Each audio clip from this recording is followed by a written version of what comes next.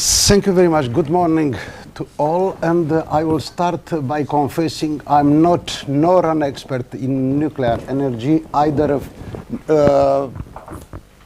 an expert on nuclear technologies. I'm not a physicist. I'm just someone concerned like you, all you here and outside this room on the topic of nuclear waste. And the second, probably the most important reason I'm here, last year, Javor and me, we organized an event on PAX2, and since then, now I'm again back in the team, and I'm particularly happy because what we are discussing today, the topic on the nuclear waste and the future of this activity, it's one of the most important, not only because it does cover the concerns of experts on the environmental side of our societies, but does pose serious problems from environment to security and does impact our external relations, knowing that large parts of our nuclear waste is not located into or within EU member states, but outside. And considering the highly volatile context we are living today, and the risk of security associated with, we can imagine one day what may happen if there will be a dramatic cut into our relations with Russia, by the way. What to do with the nuclear waste if there is no long-term strategical overview and the possibility to deal with the nuclear waste on long term. This is why please allow me to start and to accept my apologies. I will be obliged to leave immediately because there are very many other topics which requires my participation.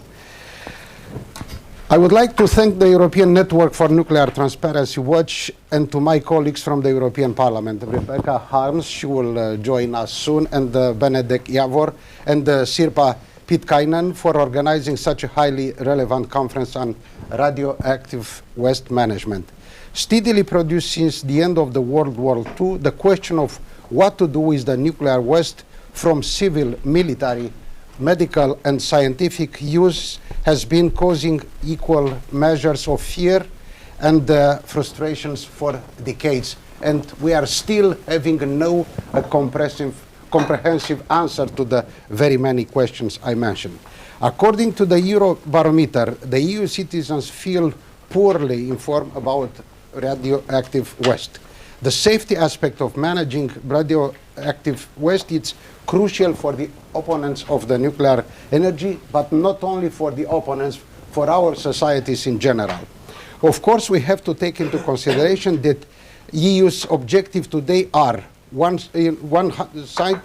hand, it's to enhance the independence of the European energy production, where in the energy mix of today, nuclear energy does have, very good morning and good to see you, and thank you for inviting me, Benedict. The nuclear energy does represent an important part in some countries, a very high proportion of the total energy, it's composed or it's dominated by the nuclear energy. And this dependence on the nuclear energy production will impact negatively equally the transition towards sustainability through the clean energy sources, including renewables. On the other side, EU has to manage the many safety risks of nuclear plants and high-level nuclear waste management. There are, of course, clear environmental and health concerns related to the radioactive waste.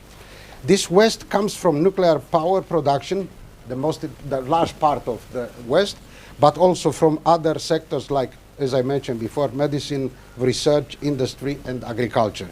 Nevertheless, the biggest technological challenge for the today nuclear industry is the long-term safe disposal of high-level radioactive waste, mostly the one coming from the nuclear power. And as I mentioned in my introductory remarks, the future, the predictability and the security of the transport of nuclear waste outside the EU member states, when it's imposed by the fact that states which are holding nuclear capacities doesn't hold the facilities to deposit the nuclear waste. The waste is highly radioactive and will take millions of years. It's a kind of very evident sentence. Millions of years before the nuclear waste will become neutral. The Directive 2011 of Euratom, the only European instrument, has an objective that responsible and safe long-term nuclear fuel and waste management have to be managed by the member states. As you might know, the directive builds on the series of internationally accepted principles. In particular, the present and the future generations shall be protected without imposing undue burdens on the future generations. This being said, the majority of EU member states still have to develop policies.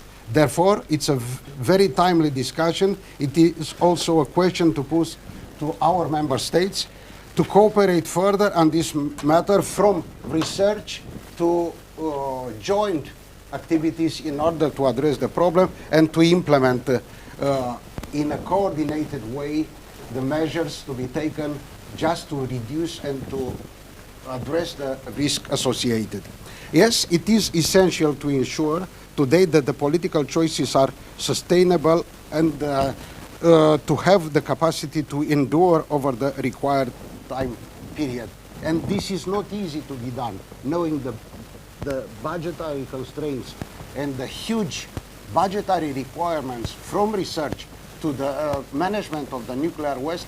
This is not an easy answer, but it's evidently true that Europe should speed up the process in order to impose the member states to address this problem in a foreseeable period of time.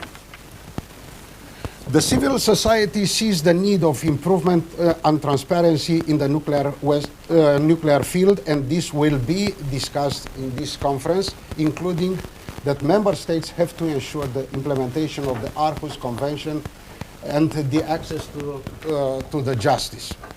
The experts will offer us an overview on what happens currently in the radioactive waste management at the European and national level.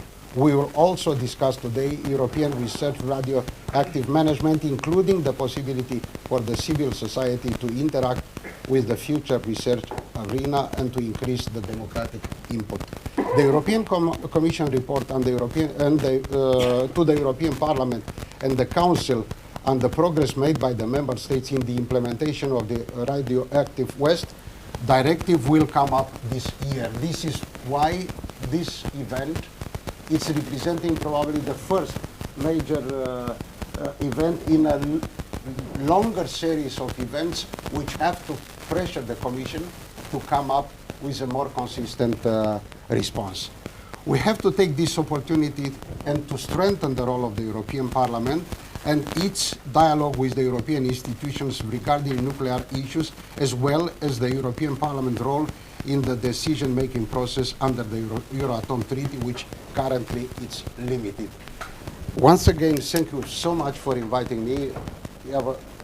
Benedek, I want to express my gratitude for your commitment and for your enthusiasm, and as soon as I will have the possibility to meet you after the event, please enjoy coffee and brief me on the conclusions of the event, because the next step is to do more and to bring representatives from all political groups, because it's true today there is a very heavy lobby practiced by some industries, which it's per se biased and partisan, and we have to keep the balance between what is fair and what is rational and what is not, in a way to allow the European Union to become a safer place for all. Thank you so much.